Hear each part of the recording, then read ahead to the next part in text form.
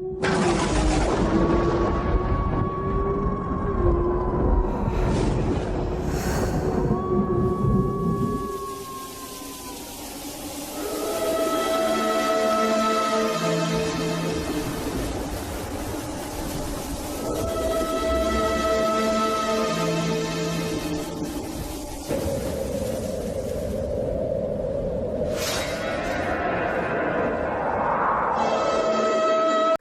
करते हैं अल्लाह के बाबरकत नाम से जो बड़ा मेहरबान और नहायत रहम वाला है। तमाम तारीफ़ें मेरे अल्लाह रब्बुल इज़्ज़त के लिए हैं। अस्सलाम वालेकुम लिसनर्स, मैं हूँ आप लोगों की होस्ट नौशीन और मैं अपने चैनल खौफनाक कहानियों में अपने सभी सुनने वालों को खुशामदीद कहती हूँ। मैं उम्मीद करती हूँ आप सब लोग खैरियत से होंगे, जहाँ होंगे खुश होंगे। आज आप लोगों के लिए मैं बहुत ज़्यादा इंटरेस्टिंग हॉरर स्टोरीज़ लेकर आई हूँ जिन्हें आप लोग बहुत ज़्यादा पसंद करेंगे। सिलसिला शुरू करते हैं आज की खौफनाक कहानियों का। बढ़ते हैं आज की पहली खौफनाक कहानी की तरफ। ये खौफनाक कहानी में से सिद्रा शेयर कर रही हैं सियालकोट से। सिद्रा कहती है कि आज आपके साथ अपनी छोटी खाला की ज़िंदगी में पेश आने वाली एक बहुत ही ज़्यादा डरावनी कहानी शेयर करना चाहती हूँ। अभी बताती हैं, मेरी छोटी खाला जब पैदा हुई उसके कुछ अरसे के बाद ही वो पोजेस्ड हो गई। उन पर जिन्नात का साया हो गया। उनकी अम्मी ने उनको पीपल के दरख्त के नीचे दोपहर के टाइम, दोपहर 12 बजे का टाइम था, तो वहाँ पर नहलाकर उनको लिटाया हुआ था। बस उसके बाद से खाला के जिस्म पर नील बन गए, ब्लू मार्क्स बन गए और उसके बाद वो बहुत ज़्यादा रोती थी। तब वो बहुत ज़्यादा छोटी थी, बता भी नहीं सकती थी। सारी सारी रात रोती थी, सारा सारा दिन रोती थी। बहुत उन लोगों ने इलाज करवाए, हर तरह की मेडिसिन पी ली, लेकिन कुछ समझ नहीं आती थी। चाँद की मखसूस तारीख़ों में उनके जिस्म पर नील बन जाते थे। वक्त गुजरता गया। जब मेरी खाला थोड़ी सी बड़ी हुई, चलने वाली हो गई, बोलने वाली हो गई, तो वो अपनी अम्मी को बताती थी कि मुझे कोई डराता है, उसका चेहरा बहुत ज़्यादा डरावना है, वो कोई औरत है और वो 2 से 3 औरतें हैं, कभी 2 होती हैं, कभी 3 होती हैं। ये लोग समझते थे ये बच्ची है, तो ऐसे इसलिए ऐसी बातें करती है। लेकिन फिर जब खाला बड़ी होने लग गई तो फिर भी उनको वो मखलूक़ात नज़र आती थी। पढ़ नहीं सकती थी, वो बहुत ज़्यादा रोती रहती थी, बहुत वीक भी थी। बहुत ज़्यादा उन लोगों ने जब उनकी हालत ऐसे ख़राब होने लग गई तो उन लोगों ने इलाज करवाना शुरू कर दिया। जैसे उन लोगों ने उनका इलाज करवाना शुरू किया, एक आमिल साहब के पास लेकर गए और आमिल साहब ने उस मखलूक की हाज़िरी कर दी उनके ऊपर। बस उनके ऊपर जब वो हाज़िरी हुई तो वो पीपल के दरख्त के जिन्नात थे।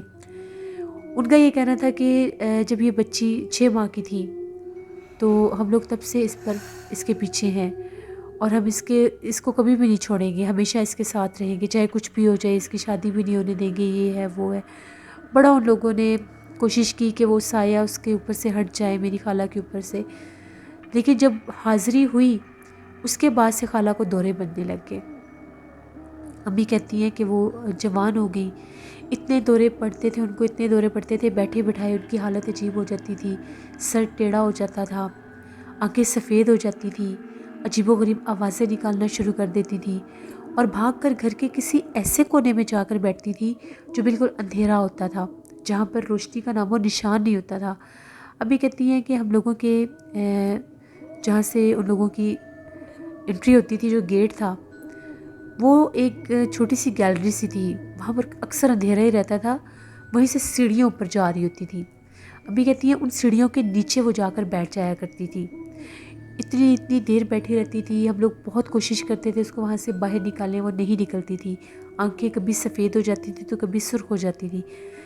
कभी कभी अगर घर में मीट आता था, उनको अगर पता लग जाता था तो वो कच्चा गोश्त खाने की कोशिश करती थी और जैसे वो मीट देखती थी तो उनके ऊपर दौरे की कंडीशन बहुत ज़्यादा आ जाती थी, अपने आप से बाहर हो जाती थी, बाल बिखर जाते थे, हुर्राने लग जाती थी, अपने आप को मारने लग जाती थी। उनकी ये हालत बहुत ख़राब हो गई। फिर उनको बहुत जगहों पर लेकर गए, कभी जो कोई बताता था, किसी आमिल का, किसी साहिबुल बस्ती का, जहाँ जहाँ बताते थे उनको वो लेकर जाया करते थे। लेकिन हमेशा पहले से ज़्यादा उनकी हालत ख़राब हो जाती थी। अम्मी की भी शादी हो गई, अम्मी से बड़ी जो खाला थी उनकी भी शादी हो गई, उनके 3 भाई थे उनकी भी शादी हो गई। अब सिर्फ नानी अम्मा के पास छोटी खाला ही थी نانی ماں کہتی تھی کہ میں اس کو اکیلے نہیں سنبھال سکتی. کبھی کبھی وہ کھانے پر آتی تھی تو اتنا کھاتی تھی جیسے ان کے ساتھ کوئی 10 لوگ ہیں. نانی ماں پکا پکا کر تھک جاتی تھیں اور پھر وہ عجیب و غریب طرح سے بیہیو کرنے لگ جاتی تھی. کمرے میں خود کو بند کرنا، اندر سے کہکوں کی آواز آنا، اندر سے رونے کی آواز آنا.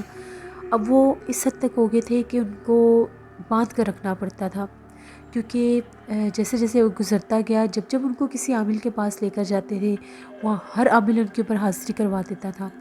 جب جب ان پر حاضری ہوتی تھی وہ پہلے سے بھی زیادہ ورس ہو جاتی تھی، ان کی کنڈیشن پہلے سے بھی زیادہ خطرناک دورے پڑنے لگ جاتے تھے. جو خالہ تھی وہ قبرستان میں بھاگ جاتی تھی رات کے ٹائم، گھر سے ملتی نہیں تھی. ڈھونڈتے ڈھونڈتے وہ لوگ ان کو گاؤں سے جب قبرستان کی طرف جاتے تھے، کیونکہ جو قبرستان تھا وہ گاؤں کی بیرونی حصے پر ہی تھا، تو وہاں سے چیخنے کی رونے کی آوازیں آتی تھی. جب جا کر دیکھتے تھے تو قبروں پر بیٹھ کے رو رہی ہوتی تھی، کبھی بے ہوش ہوئی پڑی ہوتی تھی. پھر ان لوگوں نے تنگ آ کر ان کو باندھنا شروع کیا تو وہ اپنے ہاتھ زخمی کر لیتی تھی، کھولنے کی کوشش کرتی تھی، رگڑ رگڑ کر ان چیزوں کے ساتھ ہاتھ زخمی کر لیتی تھی. اور وہ لوگ بہت زیادہ پریشان تھے کہ ہم لوگ کیا کریں. بالآخر ان لوگوں کو پتہ چلا کراچی میں ایک بہت بڑے سید صاحب ہیں، وہ علاج کر سکتے ہیں. بہت زیادہ مشکل کے ساتھ ان کو بے ہوشی کا انجیکشن دے کر وہ لوگ کراچی لے کر جا رہے تھے. راستے میں وہ بھی ان کو ہوش آ گیا، وہ گاڑی سے نکلنے کی کوشش کرتی تھی، کبھی کچھ کرتی تھی. بالآخر وہ لوگ جیسے کیسے کر کے کراچی بھی پہنچ گئے. جب ان عامل صاحب کے پاس لے کر گئے، عامل نے جب ان کی حالت دیکھی بہت زیادہ پریشان ہو گئے. ان کا یہ کہنا تھا کہ یہ تو بہت زیادہ آسیب زدہ لڑکی ہے، اس کے تو اوپر بہت زیادہ آسیب ہیں، جتنی دفعہ اس پر حاضری ہوئی ہے اس سے زیادہ آسیب اس کے اوپر اور حاضر ہوئے ہیں. اور جنات کی جو یہ قسم ہے یہ بہت زیادہ سخت جنات ہیں. عفریت جنات کا قبیلہ ہے جو اس کے اوپر جس کی حاضری ہوئی ہے. وہ بتاتے تھے کہ اس کے اوپر جو اصل آسیب تھا وہ تو اس کے اوپر حاضر ہو ہی نہیں سکا. جن عامل نے بھی اپنے عمل کے ذریعے اس کے اوپر جنات کی حاضری کروائی ہے وہ اور قبیلے کے جنات ہیں، انہوں نے بھی ان کو جکڑ لیا، اس لیے تو ان کی یہ حالت ہو گئی تھی. تو ابھی بتاتی ہیں کہ ہم لوگ بہت چھوٹے بچے تھے تب، تو پھر وہ وہاں پر تقریباً 1 مہینہ رکے. وہاں پر ان کے جو میری خالہ تھی ان کے چچی بھی وہیں پر ہوتی تھی کراچی میں، ان کے پاس وہ لوگ رکے، بہت علاج کروایا. کچھ ان کی کنڈیشن پہلے سے چینج ہوئی، اس حد تک ہو گئی کہ گھر سے بھاگنا چھوڑ دیا. کسی ٹائم تھوڑی سی نارمل بھی ہو جاتی تھی. کہتی تھی کہ مجھے شیشے میں سے ڈراؤنے چہرے نظر آتے ہیں. جب میں آئینے کے سامنے جاتی ہوں تو میرے ساتھ بہت سے بھیانک چہرے والے لوگ کھڑے ہوتے ہیں، ان میں مرد بھی ہوتے ہیں، ان میں عورتیں بھی ہوتی ہیں. بیٹھی بیٹھی ہنسنا شروع کر دیتی تھی کہ جیسے ان کے سامنے کوئی ہے. اگر سب لوگ بیٹھے ہوتے تھے تو کھڑی ہو کر باتیں کر رہی ہوتی تھی، ایسے لگتا تھا وہ کسی کو دیکھ کر باتیں کر رہی ہیں. بہت ہم لوگ بھی پھر جب بڑے ہونے لگے ہم بھی خالہ کے بارے میں سنتے تو پہلے ہی تھے. ان کا آنا جانا بالکل بند کر دیا، زیادہ تر ان کو ایک کمرے میں ہی رکھتے تھے. اس کمرے میں وہ سید صاحب کے بتائے ہوئے ان کے دیے ہوئے تعویذ تھے وہ لگائے ان کے بستر میں، اور گلے میں تعویذ نہیں پہنتی تھی، چبا کر کھا جاتی تھی. بہت بری ان کی حالت تھی. نانی ماں بتاتی ہے کالے رنگ کی بلی آتی تھی، پتہ نہیں وہ بلی کہاں سے آتی تھی ان کے کمرے میں. ان لوگوں نے ونڈو بھی بند کر دی، وینٹیلیٹر بھی بند کر دیے، کمرے بھی بند کر دیے. اس کے باوجود وہ بلی ان کے پاس پتہ نہیں کہاں سے آتی تھی. وہ بھی جنات کا ہی کوئی روپ تھا، ان کے بستر میں ان کے پاس بیٹھی ہوتی تھی. اتنی بھیانک بلی تھی کہ نانی ماں کہتی ہیں کہ وہ بھی دیکھ کر ڈر جاتی تھی. اور وہ بلی جب ان کے کمرے سے باہر نکلتی تھی تو غائب ہو جاتی تھی، کہاں جاتی تھی کوئی نہیں جانتا. میری خالہ کی عمر جب 45 سال ہوئی تب وہ بہت زیادہ حالت ان کی خراب ہونے لگی. پھر سے باندھتے بھی تھے تو کوئی حل نہیں تھا نکلتا، چیختی تھی، چلاتی تھی، ڈراؤنی آوازیں نکالتی تھی. پھر کراچی والے جو عامل تھے ان سے پھر رابطہ کیا، وہ پھر بڑے فون پر دم وغیرہ کرتے تھے. ہم لوگ چھوٹے چھوٹے تھے، جب نانوں کے گھر جاتے تھے تو خالہ کی اتنی ڈراؤنی چیخوں کی آوازیں سنتے تھے. وہ کبھی ہنستی تھی، کبھی چیخیں مارتی تھی. ہم لوگ ابھی باہر ہوتے تھے تو ان کو پتہ بھی چل جاتا تھا کہ ہم لوگ آ رہے ہیں. وہ نانوں کو پہلے ہی بتا دیتی تھی کہ وہ لوگ آ رہے ہیں، اپنے گھر سے نکل پڑے ہیں، ابھی بس پہنچ جائیں گے. نانوں کہتی ہیں بالکل ایسا ہی ہوتا تھا، شاید ان کو وہ جنات وہ باتیں بتاتے تھے. بہت ان لوگوں نے کوشش کی کہ ان کا علاج ہو سکے، وہ ٹھیک ہو سکیں۔ جب 45 سال کی عمر میں وہ تھی تو ان کی ڈیتھ ہو گئی۔ ڈیتھ بھی ان کی اسی طرح سے ہوئی تھی، نانوں نے ان کو میڈیسن دے کر سلایا، کچھ دوائیاں بھی دیتے تھے ساتھ، میڈیکل کا بھی ان کا ٹریٹمنٹ ہو رہا تھا اور روحانی بھی ہو رہا تھا کہ کسی طرف سے یہ ٹھیک ہو جائیں۔ نہ وہ بیچاری اسپریچول جو ٹریٹمنٹ تھا اس سے سنبھل سکی، نہ ہی میڈیکل والے سے سنبھل سکی، بہت ہر طرح کے ٹوٹکے ٹونے بھی کیے لیکن کوئی کام نہیں آیا۔ جب ان کی ڈیتھ ہو گئی تو نانی اماں نے جب صبح جا کر دیکھا تو ان کی چارپائی کے نیچے 2 کالے رنگ کی بلیاں بیٹھی ہوئی تھیں اور ایک چارپائی کے اوپر بیٹھی تھی، اور وہ اس طرح سے عجیب و غریب طرح سے بیڈ کے اوپر لیٹی ہوئی تھی جیسے ہنس رہی ہیں، پورا چہرہ بھی کھلا ہوا تھا، آنکھیں بھی فل کھلی ہوئی تھیں۔ انہوں نے بہت کوشش کی جگانے کی، ہلانے کی، لیکن وہ نہیں اٹھی، ان کی ڈیتھ ہو گئی۔ ہاتھ پاؤں ٹیڑھے ہوئے تھے اور ہاتھوں پیروں کے اوپر بہت زیادہ نشان بھی تھے جیسے کسی نے ان کو مارا ہے۔ وہ خود کو خود بھی بہت زیادہ مارتی تھیں۔ نانی اماں کہتی ہیں کہ جیسے میں نے دیکھا وہ تینوں بلیاں کمرے سے باہر نکلی، وہ صحن میں گئی نہیں اور غائب ہو گئی۔ پھر نانوں نے سب کو بتایا، ہم لوگ سب چلے گئے، اکثر ہم لوگ جایا کرتے تھے ان کے پاس کہ وہ ٹھیک ہو جائیں، سب دعائیں بھی مانگتے تھے۔ پھر ان کی جب تدفین ہو گئی، ان کی تدفین کے بعد اسی دن کی بات ہے، مغرب کے بعد چھت کے اوپر سے اتنی ڈراؤنی آوازیں آ رہی تھیں، رونے کی اتنی بھیانک آوازیں تھیں کہ سب ڈر گئے تھے، لیکن جب اوپر جا کر دیکھا تو وہاں پر کچھ بھی نہیں تھا۔ سید وہ جو پیر صاحب تھے ان کو بھی یہ بات بتائی، ان کا یہ کہنا تھا کہ وہ جو جنات کی حاضری ان پر ہوئی تھی، اتنے سخت جنات تھے کہ اگر ان کو زبردستی بھی نکالنے کی کوشش کرتے تو انہوں نے پھر بھی اس کو مار ہی دینا تھا۔ آہستہ آہستہ بھی نکالنے کی بہت کوشش کی لیکن انہوں نے ان کو نہیں چھوڑا۔ امی بہت روتی ہیں جب ان کو وہ یاد آتی ہیں، کبھی کبھی اکثر ان کی باتیں بھی کرتے ہیں، بہت دکھ ہوتا ہے ان کے بارے میں سوچ کر۔ ان کا نام منور تھا، تو پھر ان کی جہاں پر جس قبرستان میں ان کی قبر تھی، گورکن بتاتا تھا کہ وہاں پر بھی اکثر کالے رنگ کی بلیاں نظر آتی ہیں، صرف اس قبر تک آتی ہیں، وہاں پر مخصوص ایک دن کو آتی ہیں، چکر لگاتی ہیں اس قبر کے ارد گرد، کچھ دیر بیٹھتی ہیں اور پھر وہ چلی جاتی ہیں۔ بہت دفعہ اس نے بھگانے کی کوشش کی، وہ نہیں بھاگتی۔ تو یہ ہم لوگوں کی خالہ کی زندگی کی کہانی تھی جو میں نے آپ کے ساتھ شیئر کی۔ بہت شکریہ سدرا آپ کا۔ بڑھتے ہیں ایک اور خوفناک کہانی کی طرف۔ یہ خوفناک کہانی سبحان شیئر کر رہے ہیں۔ سبحان کہتے ہیں کہ آج آپ کے ساتھ اپنی زندگی میں پیش آنے والی ایک بہت ہی زیادہ ڈراؤنی کہانی شیئر کرنا چاہتا ہوں۔ آج سے 8 سال پہلے کی بات ہے، میں اپنے دوست کے گھر سے واپس آ رہا تھا، اپنے گھر واپس جانا تھا مجھے۔ میرا راستے میں جو بائک تھا وہ پنکچر ہو گیا، تو تقریباً رات کے 12:30 بجے کا ٹائم تھا، پاس کوئی شاپ بھی نہیں تھی جہاں سے میں پنکچر لگوا سکتا۔ میں نے پیدل چلنا شروع کر دیا۔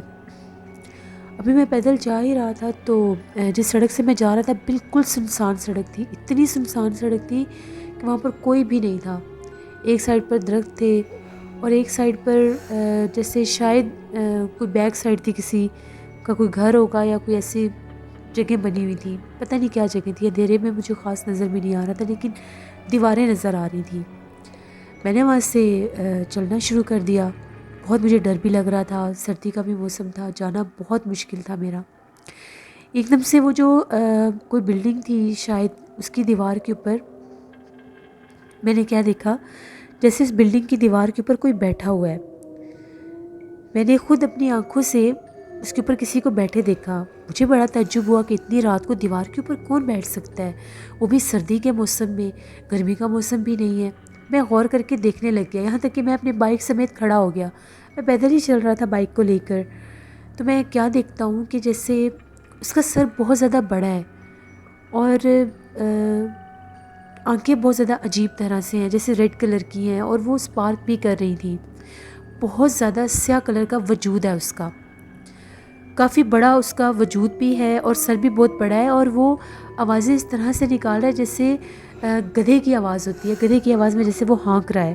میں نے خود اپنی آنکھوں سے یہ سب کچھ دیکھا، میں بہت زیادہ ڈر گیا۔ میں نے آیت الکرسی پڑھنا شروع کر دی۔ میرے دیکھتے دیکھتے وہ جو کچھ بھی تھا اس نے وہ دیوار کے اوپر بھاگنا شروع کر دیا، اور ایسے دیوار کے اوپر بھاگ رہا تھا جیسے جانور ہوتا ہے۔ میں تو بہت زیادہ ڈر گیا کہ یہ کیا مخلوق ہے، پتہ نہیں یہ کیا چیز ہے۔ دیکھتے دیکھتے اس نے دیوار سے نیچے سڑک کی طرف چھلانگ لگا دی، جس طرف سے میں گزر رہا تھا۔ میں نے بھی وہیں سے گزر کر جانا تھا۔ اب نہ تو وہ بلی لگ رہی تھی، نہ ہی وہ کتا لگ رہا تھا، پتہ نہیں وہ تھا ہی کیا جو گدھے کی آوازیں نکال رہا تھا۔ ابھی تک وہاں سے گدھے کی ہانکنے کی آوازیں آ رہی تھیں۔ اتنا ڈراؤنا وہ منظر تھا، اتنا مجھے خوف آ رہا تھا کہ پتہ نہیں میں نے کیا دیکھ لیا ہے، کیا نہیں۔ میں ڈر کے مارے آگے بھی نہیں جا سکتا تھا، پیچھے بھی نہیں جا سکتا تھا۔ ایک دم سے مجھے بہت زیادہ ڈراؤنی آواز میں جیسے کسی کے دھاڑنے کی آواز آئی، جیسے کوئی بہت زیادہ اونچا سانس لے رہا ہے۔ وہ گدھے کی ہانکنے کی آواز بالکل بند ہو گئی۔ اب میں ڈرتا ڈرتا جیسے اس طرف بڑھنے لگا تو میں نے اسی دیوار کے پاس اتنا بڑا میں نے کوئی وجود دیکھا۔ اتنا وہ بڑا تھا کہ اس کا جو سر تھا وہ دیوار تک تھا، اور اس کا جو جسم تھا وہ اس حد تک بڑا تھا کہ جیسے پتہ نہیں کوئی پہاڑ ہے۔ میں نے خود اپنی آنکھوں سے اس کو دیکھا۔ مجھے کچھ سمجھ نہیں آ رہی تھی یہ کیا ہے اور کیا نہیں۔ میں اس کے قریب سے جیسے گزرنے لگا تو ایک دم سے ایسا لگا جیسے وہ اس نے اوپر دیکھا ہے۔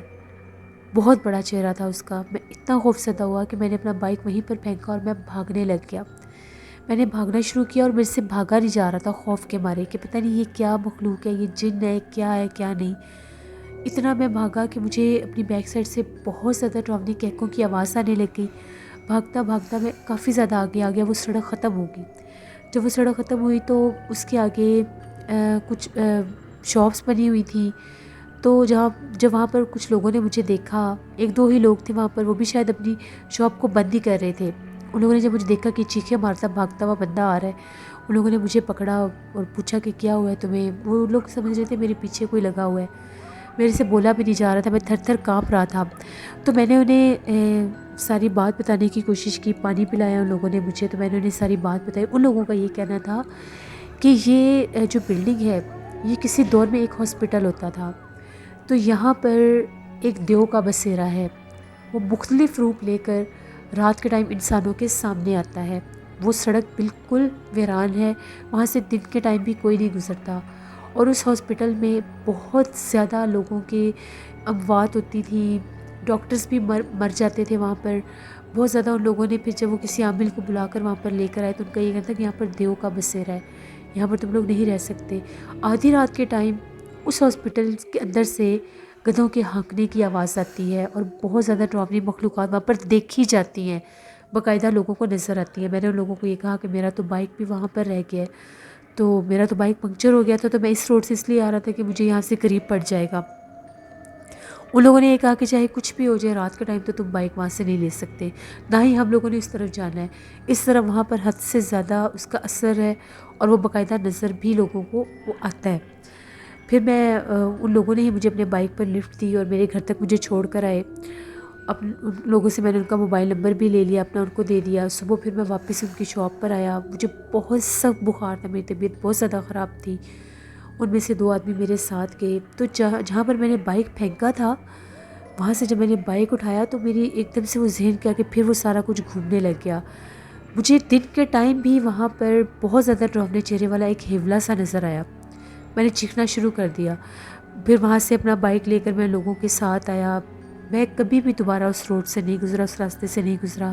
میں نے ساری بات اپنے گھر والوں کو بتائی، میں نے بہت زیادہ دم وغیرہ کروایا، تب جا کر میں ٹھیک ہوا۔ میری حالت اس حد تک خراب ہو گئی تھی کہ میرا بخار اترتا ہی نہیں تھا، میں تھر تھر کانپنے لگ جاتا تھا۔ باقاعدہ مجھے اپنے سینے کے اوپر بوجھ محسوس ہوتا تھا، جیسے میرے سینے کے اوپر کوئی وزن ڈال رہا ہے، بہت زیادہ نظر نہیں آتا تھا۔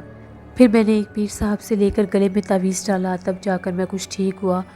بہت زیادہ میں ڈرتا تھا، ڈراؤنے خواب آتے تھے، بہت خوف طاری رہتا تھا میرے اوپر کہ کہیں وہ مخلوق میرے سامنے نہ آ جائے، کیونکہ میں نے سنا تھا وہ مختلف روپ میں سامنے آتا ہے۔ تو یہ میری زندگی کی ایک کہانی ہے جو میں نے آپ کے ساتھ شیئر کی۔ بہت شکریہ سبحان آپ کا۔ لسنرز، یہ تھی آج کی خوفناک کہانی ہے۔ اپنا فیڈ بیک مجھے ضرور دیں، آپ لوگوں کو کیسی لگی۔ آپ لوگ بھی اپنی خوفناک کہانیاں شیئر کر سکتے ہیں ڈسکرپشن باکس میں دیے گئے ای میل آئی ڈی nosheermik57@gmail.com پر۔ اس کے علاوہ آپ لوگ مجھے کمنٹ باکس میں بھی سٹوری شیئر کر سکتے ہیں۔ ہارر اردو سینٹر پر میں وجیہہ سحر کا ناول کھجور کا درخت آن ایئر کر رہی ہوں، اس کو ضرور وزٹ کریں، بہت زیادہ انٹرسٹنگ ہوتا جا رہا ہے وہ ناول، آپ لوگوں کو بہت پسند آئے گا۔ انشاءاللہ کل آپ لوگوں کے ساتھ پھر ملاقات ہوگی کسی نئی خوفناک کہانی میں۔ جہاں رہیں خوش رہیں۔ Thank you for watching. Stay blessed. اللہ نگہبان.